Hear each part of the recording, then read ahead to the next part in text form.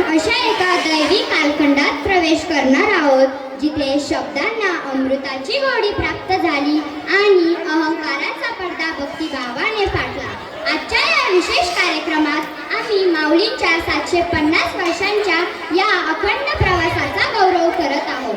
त्यांच्या जीवनातील ते एक अलौकिक प्रसंग, मुक्ताईची ती समजूतदार हाक, निवृत्ती आणि ज्ञानेश्वरांच्या रूपाने मिळालेला ज्ञानाचा वारसा, हे सर्व आपण या रंगमंचावर अनुभवणार आहोत. निवृत्ती, ज्ञानदेव, सोपान आणि मुक्ताई ही केवळ नावे नव्हती, तर ते होते निवृत्ती, ज्ञान, सोपान आणि मुक्ती यांचा साक्षात संगम.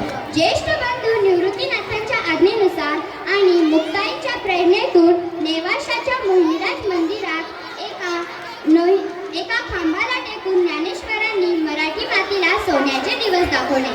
माझा मराठाची बोलू किती कौतुके, परी अमृता तेही पैजा जिंके. माझा मराठाची बोलू कौतुके, परी अमृता तेही पैजा जिंके, असे म्हणत त्यांनी ज्ञानेश्वरीच्या रूपाने भक्तीचा महासागर जनसामान्यांसाठी खुला केला. चला तर मग डोळ्यात भक्तीचे अंजन घालून पाहूया 4 भावंडांमधील ते अद्वैत नाते, मुक्ताईची ती समजूतदार हाक, निवृत्तीनाथांचे मार्गदर्शन आणि माऊलींच्या रसाळवाणीतून प्रकटलेले हे विश्वरूप दर्शन. ही नाटिका सादर करणार आहे 5वी, 6वी व 7वीचे काही विद्यार्थी व विद्यार्थिनी. या नाटिकेला मार्गदर्शन केले आहे वरिष्ठ शिक्षक चौधरी सर, इंगळे सर व जोशी सर. बोला पुंडलिक वरदारी विठ्ठल श्री ज्ञानदेव तुकाराम, माऊली ज्ञानेश्वर महाराज की, माऊली ज्ञानेश्वर महाराज की. धन्यवाद. ओम भवती भिक्षां देहि, ओम भवती भिक्षां देहि. काय रे? डोक्याला लागलं ना? चल चला.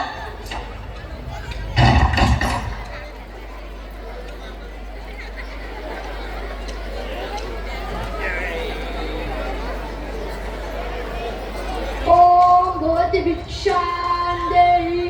एका सकाळच्या पाय राम भारत लागला.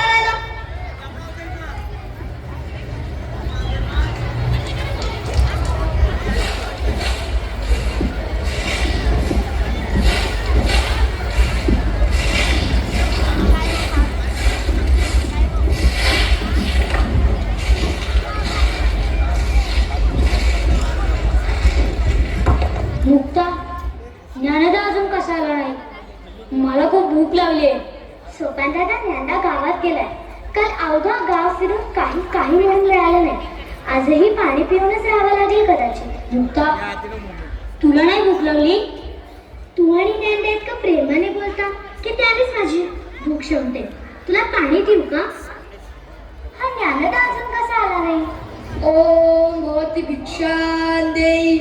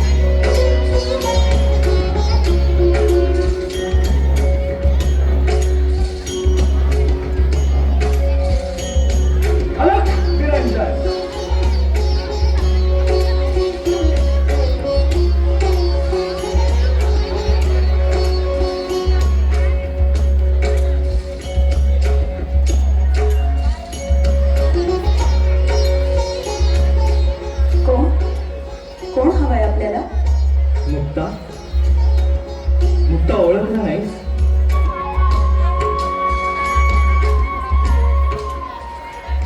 दादा, निवृत्ती दादा.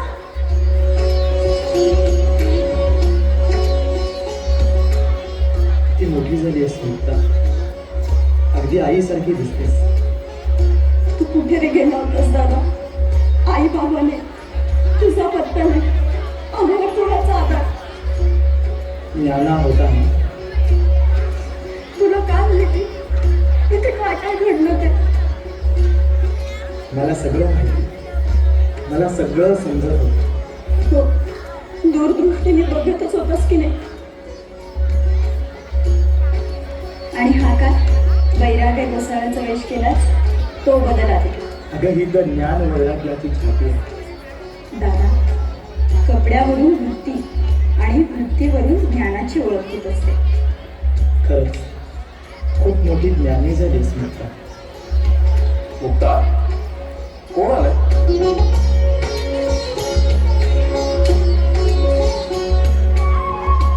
दादा,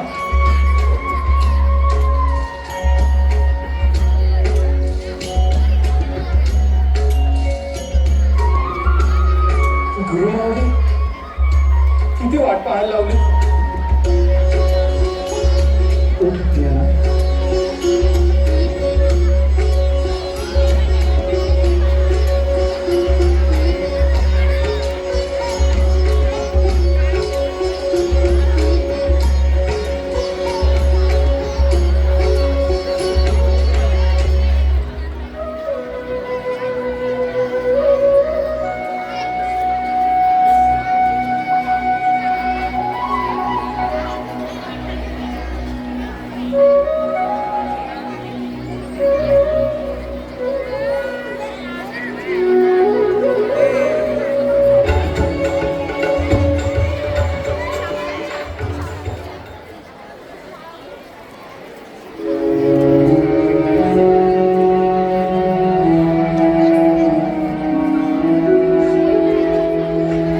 काय झालं ते?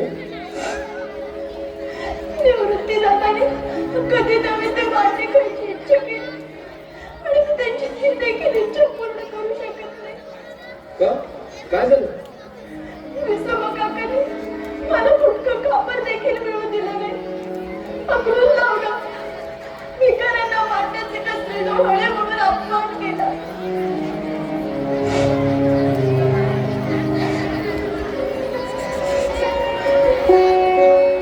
इतकंच ना? तू तयारी कर. आपण करू नका. अरे पण कसं वाट घालायचं कसं? तू तयारी तर कर.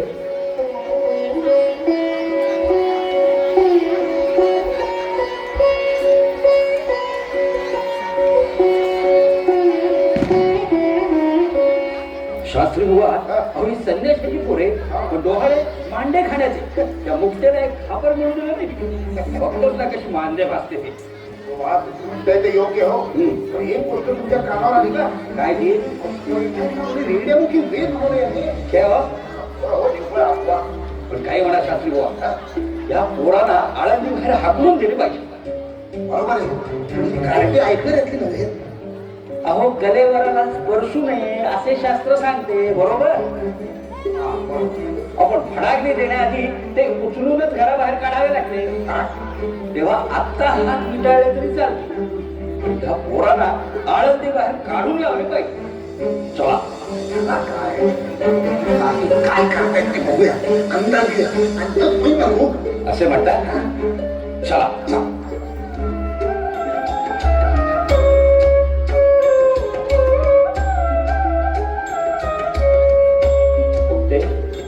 मांडे फारच छान झाले. याचं सगळं श्रेय ज्ञान लागायला ना. इतका सुंदर तवा मिळाला म्हणूनच ते रुचकर झालंय. शिवा, काय बघतो मी? अहो, ज्ञानदेवाच्या पाठीचा तवा करून मुक्त मांडले बसतीये. आश्चर्यच आहे. शास्त्री बुवा, चमत्कारच आहे हा. लोक म्हणतात त्याप्रमाणे ही मुलं खरोखरी अवतारी आहे. यशोदा, ही विश्वामित्राची अभिवाद्य. मुक्ते, मला पुरे झालं. तृप्त. असं नाही ना दादा, आणखी एक घे. अगं खरंच नको. नाही घे.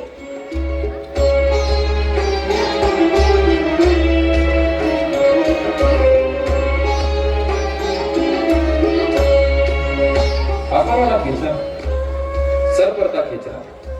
क्षमा असावी ज्ञानमाऊली. चूक झाली तुम्हाला ओळखण्यात. चुकलो मी.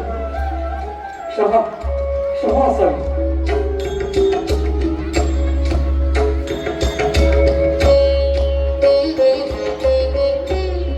विसोबा काका, दृष्टी नितळ केली की सारं सात्विक दिसतं.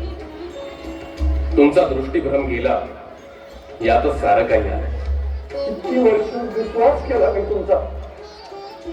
खूप वाईट वागलो तुमच्या सर्वांशी. क्षमा सर.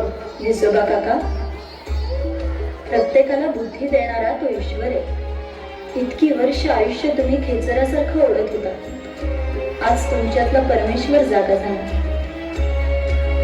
आजच्या या तुमच्या पुनर्जन्माचं नाव विसोबा खेचर ठेवू.